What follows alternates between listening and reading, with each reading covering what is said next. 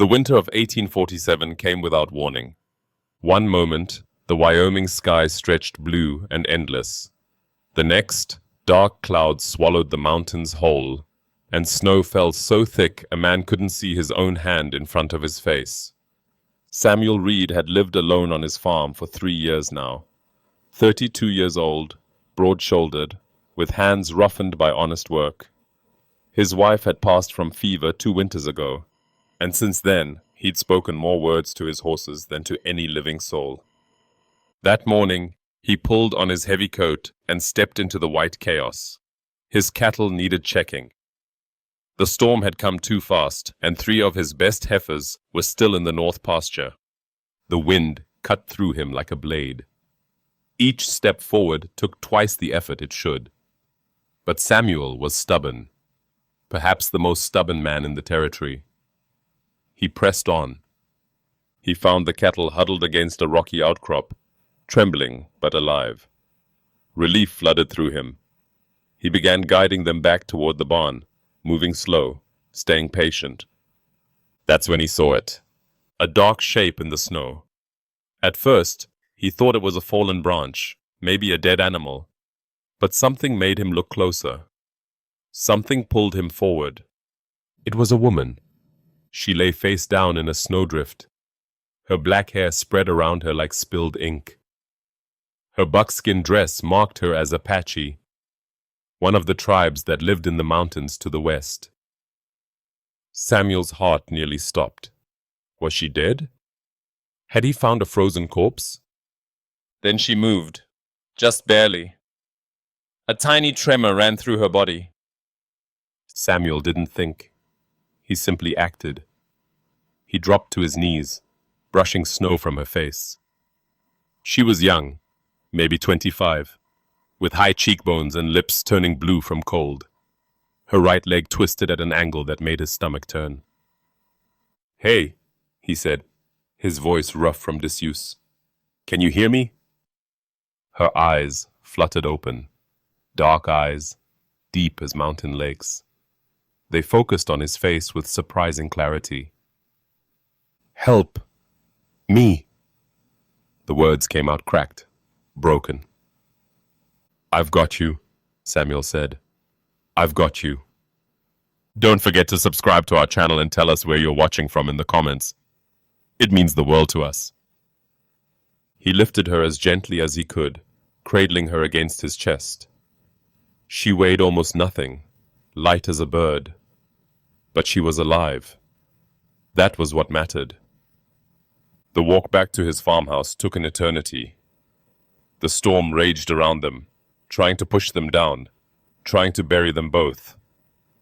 Samuel's arms burned. His legs screamed. But he kept moving, one step at a time, refusing to stop. When he finally kicked open his front door and carried her inside, he felt like he'd crossed an ocean. He laid her on his bed, the same bed he'd shared with his wife, the same bed he'd avoided sleeping in for 2 years. He wrapped her in every blanket he owned. He stoked the fire until it roared like a living thing. Then he looked at her leg. The break was bad. Not the worst he'd seen, but bad enough. Samuel had set bones before. His own, once, after a horse threw him. He knew what needed to be done. "This is going to hurt," he told her, though he wasn't sure she could understand. "I'm sorry." He worked quickly, efficiently. She cried out once, a sharp animal sound, but then fell silent, her jaw clenched tight. Brave. This woman was brave. When it was done, he splintered the leg with wooden boards and strips of cloth. Not perfect, but it would hold. She would heal. For a long moment, he just sat there, watching her breathe. Who was she? How had she ended up alone in the storm, miles from any Apache settlement? These mountains could be unforgiving. A single mistake could mean death. She opened her eyes again, meeting his gaze. "Thank you," she whispered. Samuel nodded. Rest now. You're safe. Something flickered across her face. Surprise, maybe, or confusion. As if she hadn't expected kindness from a stranger. As if kindness itself was foreign to her.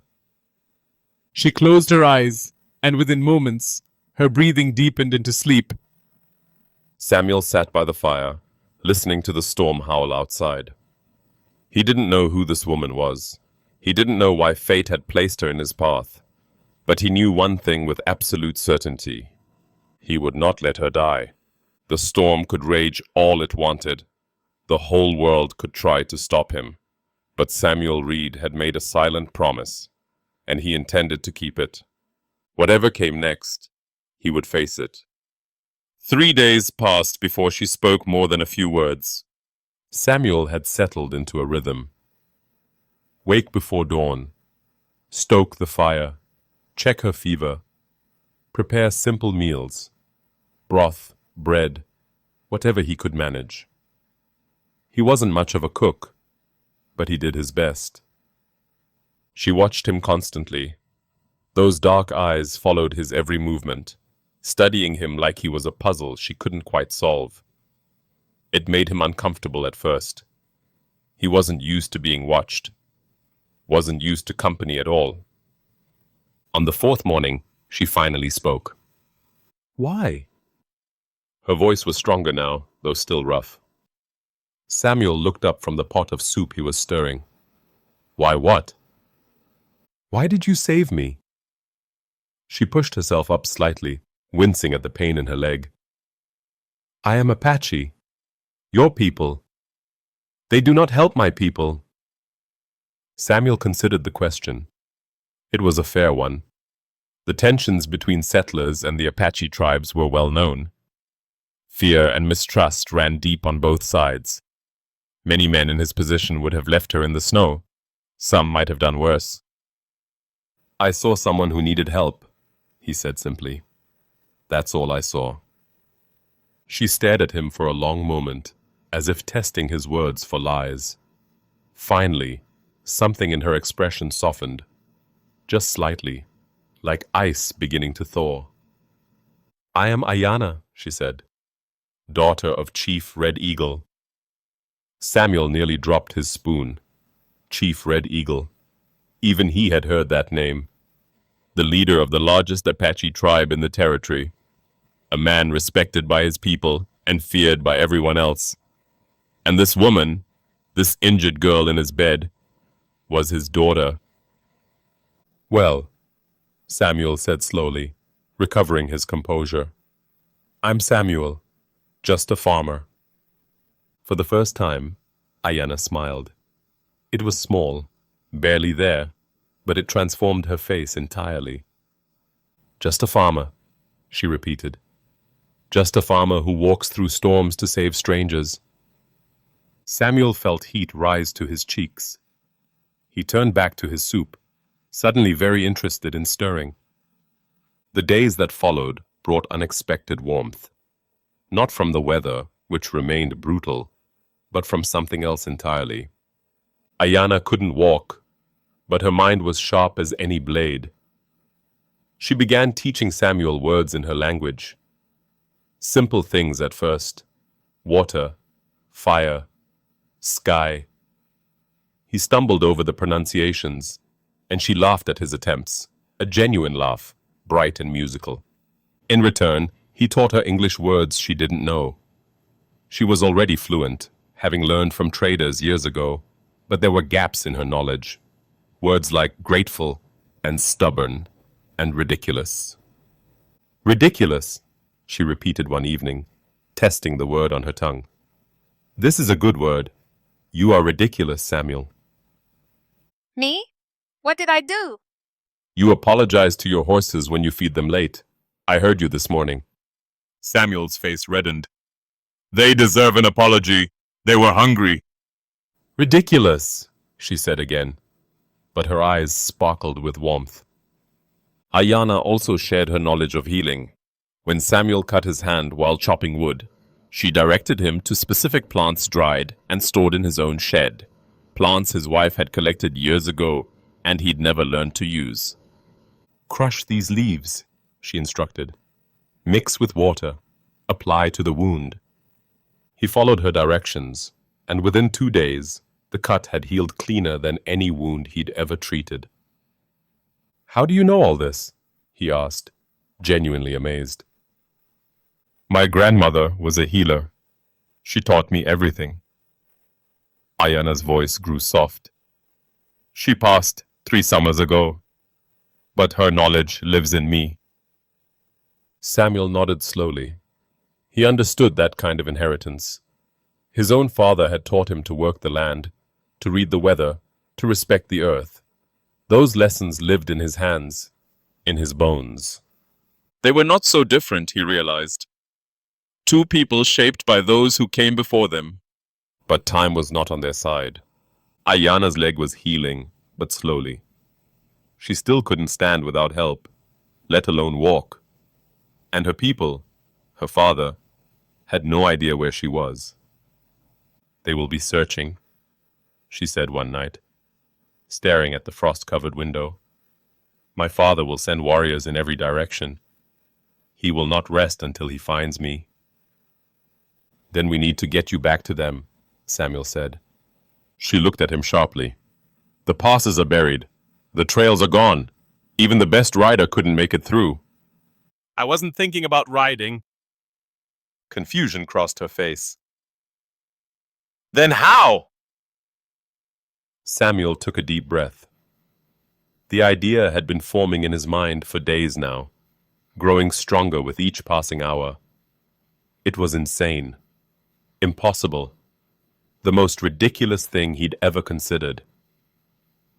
I'll carry you, he said. Silence filled the room. 50 miles, Ayana said slowly. Through snow and mountains. You would carry me 50 miles. Yes. You would not survive. Maybe not. Samuel met her gaze steadily.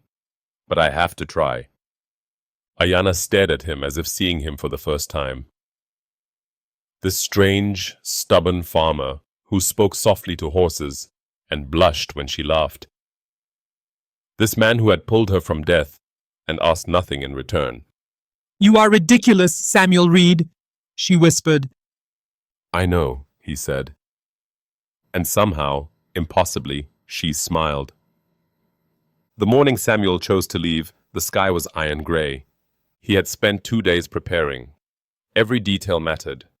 One mistake, one forgotten item, and neither of them would survive. He packed dried meat, hard bread, and a leather pouch of water. He rolled 2 thick blankets and strapped them to his back. He wrapped extra cloth around his boots to keep the snow from seeping in. And he fashioned a carrying harness from rope and leather, something to hold Ayana against his back while keeping his arms free. She watched him work in silence, her expression unreadable. You have thought of everything, she finally said. I've tried. Samuel tested the harness, pulling at the straps. But out there, things happen that no one can plan for. We'll have to adapt. And if we cannot adapt? He looked at her directly. Then we go down fighting. Ayana held his gaze for a long moment. Then she nodded once, a gesture of respect between equals. Getting her onto his back was harder than he'd expected. Her leg had healed enough that the bone was setting properly, but she still couldn't put weight on it. Samuel had to lift her carefully, positioning her just right so the harness distributed her weight across his shoulders and hips. Tell me if anything hurts, he said. Everything hurts, she replied, but I will survive. Stubborn, just as stubborn as him. Despite the gravity of the moment, Samuel almost smiled. He took his first step out the door, then another, then another. The snow came up to his knees. Each step required effort, concentration. But he found a rhythm, slow and steady, like the heartbeat of the earth itself. Behind him, his farm grew smaller and smaller, until it vanished entirely into the white emptiness. There was no turning back now. The first day was brutal. Samuel had walked difficult terrain before. He had climbed hills and crossed rivers and pushed through storms. But nothing had prepared him for this. The snow was relentless, grabbing at his legs like hands trying to pull him down. The cold bit through his clothes, finding every gap, every weakness. And Ayana's weight, light as she was, grew heavier with every hour. By midday, his shoulders burned. By afternoon, his legs trembled. By evening, he could barely see straight. But he kept moving. "You need to rest," Ayana said, her voice close to his ear. "Not yet. There's a ridge ahead. We can shelter there." "Samuel." "Not yet." He pushed forward, drawing on reserves he didn't know he had. The ridge appeared through the swirling snow like a gift from the heavens. A rocky overhang created a natural shelter, blocking the wind and snow. Samuel lowered Ayana gently to the ground, then collapsed beside her. His breath came in ragged gasps. His whole body shook. "You're going to exhaust yourself before we reach halfway," Ayana said quietly. "Probably," he admitted. "Then why continue? Why risk your life for someone you barely know?" Samuel stared at the darkening sky. The question deserved an honest answer. "Because it's right," he said finally. "Because I spent 3 years alone on that farm, talking to horses and watching seasons pass. Because I forgot what it meant to matter to someone, to have a purpose beyond just surviving." He turned to look at her. "You gave me that. The moment I found you in the snow, something woke up inside me. Something I thought was gone forever." Ayana was silent for a long time.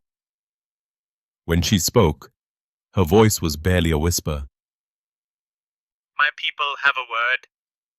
Nashoba. It means one who walks between worlds.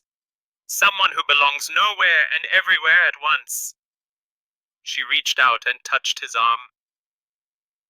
"I think you are Nashoba, Samuel Reed." He didn't know what to say, so he said nothing. They sat together in the darkness, sharing warmth, sharing silence. The second day brought new challenges. The terrain grew steeper, the snow deeper. Samuel had to navigate around massive drifts and frozen streams. Twice, he slipped on hidden ice and nearly fell. Each time, Ayana gripped him tighter, steadying him with her presence. They spoke little. Words required energy, and energy was precious. But sometime in the afternoon, Ayana began to sing. It was soft at first, so soft Samuel thought he was imagining it. An Apache melody, ancient and haunting, rising and falling like wind through canyon walls. He didn't understand the words, but he understood the feeling. It spoke of journeys and hardship, of hope against impossible odds. The song gave him strength. Each note pushed him forward, lifted his feet, steadied his heart. When she finished, the silence felt different, fuller, warmer. "Thank you," he said. "My grandmother sang that song to me when I was sick as a child," Ayana replied. "She said it had power, that it could heal more than bodies." Samuel believed it. He believed every word. That night, they found shelter in a shallow cave. Samuel built a small fire, dangerous but necessary. The cold had become deadly. As flames flickered against stone walls, Ayana looked at him with something new in her eyes. "We will make it," she said. "I know this now." "How can you be sure?" "Because I have seen your heart, Samuel Reed." She smiled softly. "And hearts like yours do not fail." The third day nearly destroyed them. Samuel woke before dawn, his body screaming in protest. Every muscle ached. His shoulders felt like they'd been beaten with stones. His feet. He didn't even want to think about his feet. But he forced himself up, built the fire back to life, melted snow for drinking water. Ayana watched him with worried eyes. "You moved differently yesterday," she said. Slower, more careful. You are in pain. I'm fine. You are lying. Samuel paused, then let out a long breath. Maybe, but it doesn't matter. We have maybe 2 more days of travel. I can rest when we arrive. Or you can rest in the snow forever. That is also possible. Her words were harsh, but her voice was gentle. She wasn't trying to discourage him. She was trying to protect him. And somehow, that made everything harder. I didn't come this far to give up, Samuel said quietly. And neither did you. Ayana held his gaze. Something passed between them, an understanding that went beyond words. 2 stubborn souls, refusing to surrender. Then we continue, she said. The morning brought the wolves. Samuel heard them before he saw them. Howls echoing across the frozen landscape, bouncing off mountains and trees, until they seemed to come from everywhere at once. He stopped walking, every sense alert. How many? Ayana whispered. I don't know. At least 4, maybe more. His hand moved to the knife at his belt. It was a good blade, sharp and sturdy. But against a pack of hungry wolves, it would mean little. Keep moving, Ayana said. Wolves respect strength. If we show fear, they will attack. If we show confidence, they may let us pass. Samuel nodded and started forward again, forcing himself to walk tall despite his exhaustion. His eyes scanned the tree line, searching for movement. There, a flash of gray between the pines. Then another, and another. The wolves were pacing them, matching their speed, watching with yellow eyes that gleamed like lanterns in the pale morning light. Samuel's heart pounded, but he kept his breathing steady. 1 foot in front of the other. No hesitation, no weakness. Minutes passed. The wolves continued to follow. Then, without warning, they stopped. One by one, they melted back into the forest, disappearing like ghosts. Samuel didn't realize he'd been holding his breath until it rushed out of him in a cloud of white vapor. They chose not to fight, Ayana said. They saw something in you. What could they possibly see? A predator, a survivor. She paused. A wolf in human skin. Samuel shook his head slowly. I'm just a farmer. No, Ayana said softly. You were a farmer. Now you are something more. The afternoon brought worse challenges than wolves. The path Samuel had chosen led through a narrow canyon, the only route through the mountains that didn't require days of detour. But as they entered the canyon, the walls rose high on either side, blocking the sun and trapping the cold. And then the wind came. It funneled through the canyon like water through a pipe, gaining speed and fury with every second. Samuel staggered, nearly losing his footing. The cold cut through him like nothing he'd ever felt, a cold so deep it seemed to freeze his very thoughts. We have to find shelter, Ayana shouted over the howling wind. But there was no shelter, just rock and ice and endless, punishing wind. Samuel lowered his head and pushed forward. Each step was agony. Each breath burned his lungs. He couldn't feel his hands anymore. Couldn't feel his face. Just keep moving, he told himself. One more step. Just one more step. Time lost meaning. The world became nothing but white and gray and cold. Samuel's vision blurred. His legs moved on their own, driven by something deeper than conscious thought. And then, suddenly, the canyon opened up. The wind died. The walls fell away. And before them stretched a valley, sheltered and calm, with a frozen river winding through its heart. Samuel collapsed to his knees. We made it, he gasped. We made it through. Ayana's arms tightened around him. Her cheek pressed against the back of his neck, warm despite everything. You made it, she whispered. You carried us through. That night, they sheltered in a hollow beneath an ancient pine tree. The branches hung low, heavy with snow, creating a natural tent that blocked the wind. Samuel built a fire with trembling hands. His whole body shook, from cold, from exhaustion, from the sheer overwhelming relief of being alive. Ayana sat beside him, closer than she'd ever sat before. Samuel, she said quietly, there is something I need to tell you. He looked at her, waiting. When you found me in the snow, I had given up. I had accepted death. I felt it coming for me, cold and final, and I welcomed it. Her voice trembled slightly. But then you appeared. This strange, stubborn man with gentle hands and sad eyes.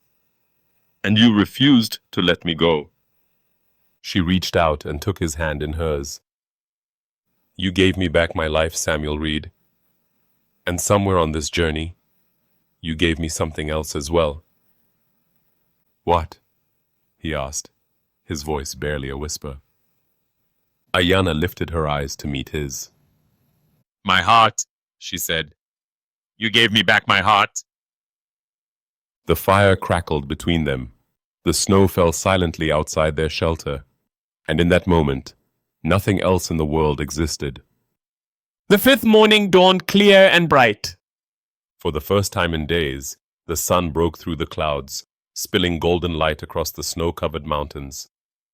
Samuel stood at the edge of their shelter, breathing in the crisp air, feeling something he hadn't felt in years. Hope. We are close, Ayana said from behind him. I recognize these peaks. My people's land begins just beyond that ridge. Samuel studied the horizon. The ridge she pointed to was perhaps 5 miles away, a few hours of walking under normal conditions. But nothing about this journey had been normal. Can you make it? Ayana asked. Samuel turned to look at her. Despite everything, the cold, the pain, the exhaustion, he smiled. I didn't carry you 50 miles to stop now. The final stretch was somehow both the hardest and the easiest. Hardest because Samuel's body had nothing left to give. His legs moved through pure stubbornness, his muscles burning with every step. His shoulders had gone numb days ago, but now even the numbness had faded into a deep, constant ache. Easiest because he could see the end. With every step, the ridge grew closer. With every breath, he knew they were almost there. Ayana had stopped talking hours ago. She pressed her face against his back, her arms wrapped tight around his chest. He could feel her heartbeat, steady, strong, alive. That heartbeat became his rhythm, his reason, his purpose. One step, one heartbeat. One step, one heartbeat. The sun climbed higher. The snow sparkled like scattered diamonds. And finally, impossibly, they reached the top of the ridge. Samuel stopped.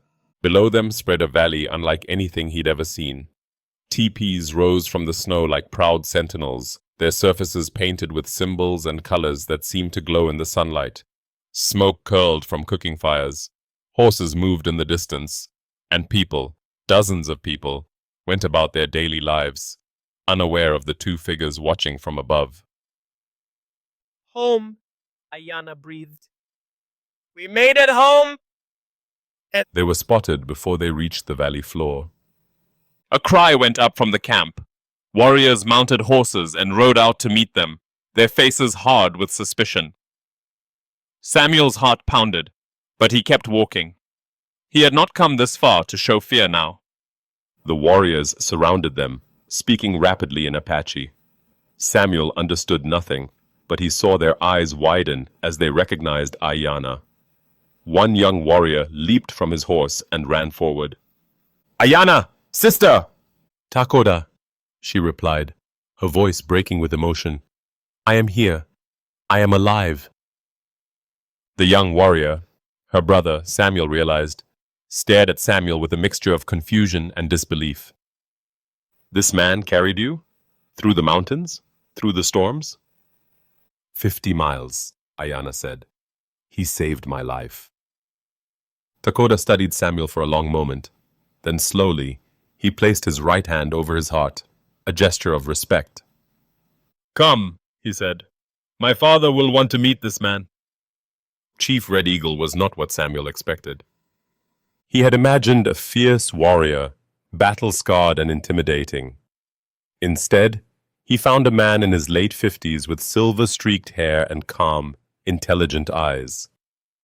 The chief sat in the largest teepee, surrounded by elders and advisors, his presence commanding without being threatening. When Ayana entered, supported by her brother, the chief's composure cracked. He rose swiftly and crossed the space between them, taking his daughter's face in his hands. "My child," he said, his voice thick with emotion. "We searched everywhere. We feared the worst." "I would have died, father." Ayana turned to look at Samuel. "This man found me in the storm. He healed my leg, and when the passes closed, he carried me home on his back, 50 miles through snow and wind and wolves." The chief's eyes moved to Samuel. For a long moment, neither man spoke. "Why?" the chief finally asked. "Why would you do this? You are a stranger, a settler. Your people and mine have not always been friends." Samuel straightened his aching back and met the chief's gaze directly. "I saw someone who needed help," he said. "That is all I saw. Not Apache, not stranger, just a person who deserved to live." Silence filled the teepee. The elders exchanged glances, and then slowly, Chief Red Eagle smiled. "You speak truth. I see it in your eyes." He turned to one of his advisors and spoke quietly in Apache. The advisor's eyebrows rose sharply, but he nodded and left the teepee. "You have given me back my daughter," the chief said. "My only child, my greatest treasure. For this, I must give you something in return, something worthy of your sacrifice." "That's not necessary," Samuel began. "I didn't do it for reward." "I know," the chief replied. "That is exactly why you deserve one." The teepee flap opened. The advisor returned, leading something behind him. Samuel's breath caught in his throat. It was a horse, but not just any horse. Pure white from mane to tail, with intelligent eyes and a proud bearing that spoke of generations of noble breeding. It moved like water, like wind, like a living dream. "This is the White Spirit," Chief Red Eagle said. "For 100 years, this horse has been the symbol of our tribe's honor. No outsider has ever ridden him. No stranger has ever touched him." He stepped forward and placed the lead rope in Samuel's hand. "Until now." Samuel stared at the magnificent animal, unable to speak. "You walked between worlds to save my daughter," the chief continued. "Now you belong to both. You are Nashoba, the one who bridges what others cannot."